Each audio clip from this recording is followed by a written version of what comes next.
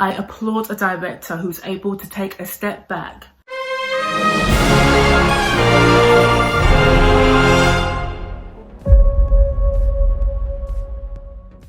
Good morning, good afternoon and good evening. Welcome back to the channel. If you're new, my name is Luna Rhodes, channel name Luna Avengers. So thank you ever so much for joining me.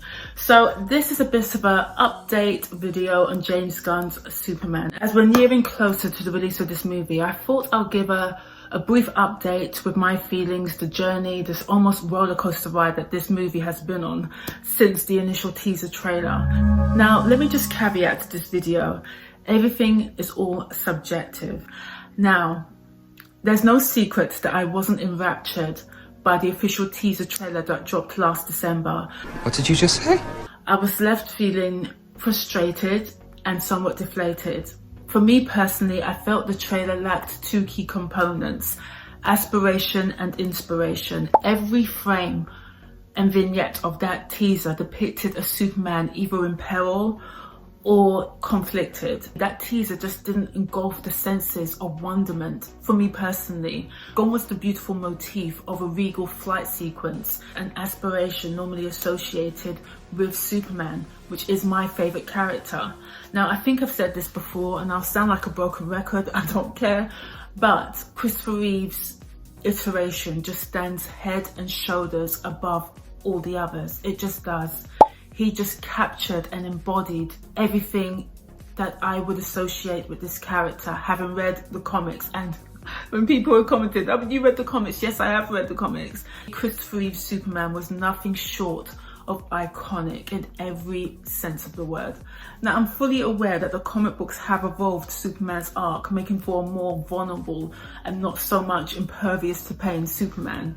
He embarks on ferocious battles with foes like Lobo, Darkseid, Zod and the Kryptonian army, Mogul, Brainiac, Hawk Henshaw, Cyborg Superman, and Gog, a time-traveling zealot who kills Superman in multiple timelines. So I'm fully aware that Superman is subject to ferocious battles with many foes. But reverting back to the official teaser trailer, for me personally, I would have, as I say, it's all subjective, but I would have re-edited that teaser to allow for that vulnerable, bloodied shot of Superman to be at the latter part of the trailer. That's just me personally, but as I say, it's all subjective. I can't emphasize how much I wish I was amongst the masses to laud the official teaser trailer, but I'm always going to be honest. I just felt it was just lacking that je ne sais quoi. The magic and wonderment, it just wasn't there for me, I'm afraid. And honestly, I can't tell you how much I wish my view was aligned with everyone else, honestly, because I took a half day off work just specifically to watch and react to that teaser trailer. Then DC dropped that infamous TV spot. Now, in contrast to the official teaser trailer, that TV spot garnered an overwhelmingly critical response from the general fan base. Even those that loved the official teaser trailer, many people scrutinized and critiqued and examined and re-examined again a particular 10-second flight sequence. The critique was the creative choice and the wide-angle lens of that flight sequence. Now, I decided to refrain from doing a reaction or review of that particular TV spot. I personally was just relieved that that TV spot was layered with John Murphy's beautiful, ethereal and haunting score from the motion poster for Superman. So as I say, many people really did critique. I mean, there was more or less a bit of a backlash of that TV spot. And I found it somewhat amusing that all of a sudden subjectivity was sanctioned when it came to the TV spot, as opposed to anyone who had a detracting view to the official teaser trailer. Ironic. All of a sudden subjectivity was somewhat accepted, considering the responses I got to the official teaser trailer. But nonetheless, as I say, everything's all subjective, but the criticism was so severe that it compelled James Gunn to have to respond on social media. He clarified that there was no CGI used on David Corenswet himself. Obviously the background, obviously, of course, CGI, but not with David Corenswet, because much of the criticism, the scathing criticism, was particularly with regard to David Corenswet's face the lack of expression and even the symmetry of his face, which I thought was unfair and kind of veering into unkind critique. But as I say, I just thought it was quite funny that at that point, subjectivity and detracting comments was somewhat a thing, as opposed to when I responded to the official trailer. But anyway, it is what it is. Now, I didn't engage in that discussion. I felt that it would only be fair to wait for the official trailer. But then we got news of the screeners, reports of terrible test screenings. Now, these reports came from multiple articles with one particular source. But as I say, you can take that with a pinch or cave of salt. We'll never know. Now, what caught my attention from these multiple reports of alleged terrible test screeners is that the notable shift from James Gunn's position of stating that the film didn't require reshoots to, oh yeah, we will be undergoing reshoots. Now, according to comicbook.com and many other publications, James Gunn addressed the reshoot rumours. He stated, "We've done real screenings, definitely learning stuff all the time, definitely editing and making little changes. You know, we might shoot a couple little things, tiny things.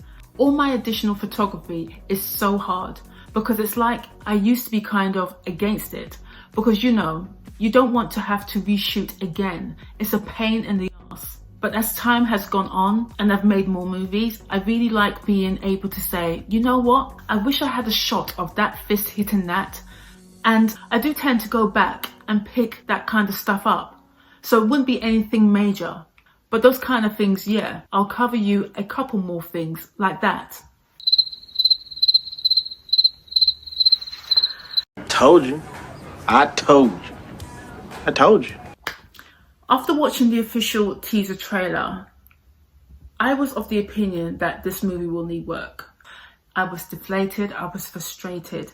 However, I applaud a director who's able to take a step back, and whether it was a group decision, whether it was the test screeners that was the catalyst for the reshoots, whatever the case may be, I appreciate a director that takes a step back to refine his art. It just laments him as an auteur of a director. And as I say, I applaud any director who scrutinizes his own work to deliver his best piece. Now, cut to the 18th of March, there has been positive responses to further screenings of the Superman movie. Now, one of the sources is Jeff Snyder.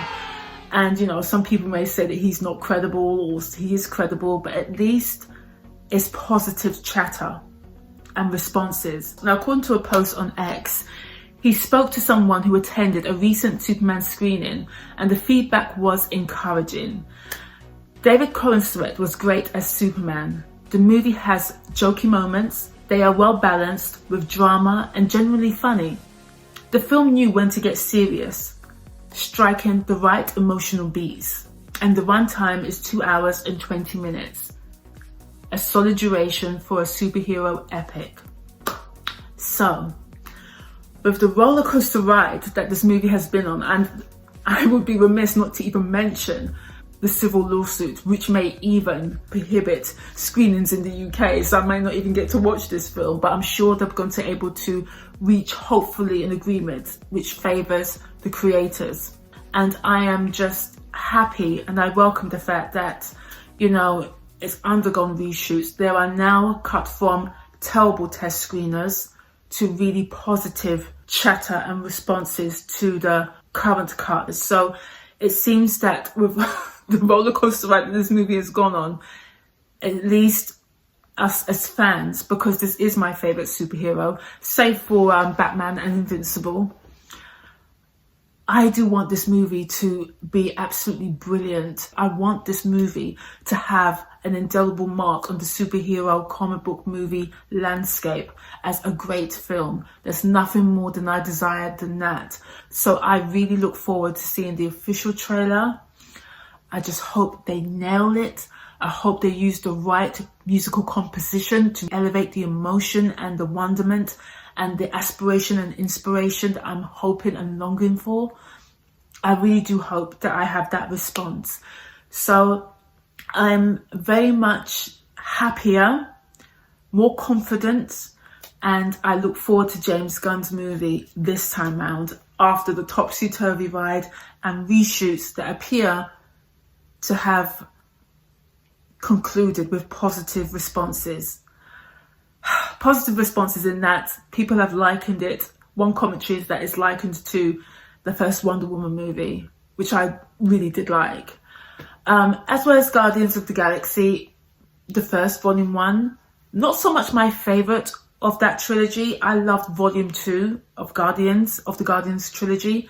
But, you know, as I say, following the reshoots and all the push and pull with this movie, it seems the final piece has garnered positive responses, and I'm happy and elated by that. Now, I look forward to doing a reaction on the official trailer for Superman, David Cohen-Sweat's Superman. I'm a fan.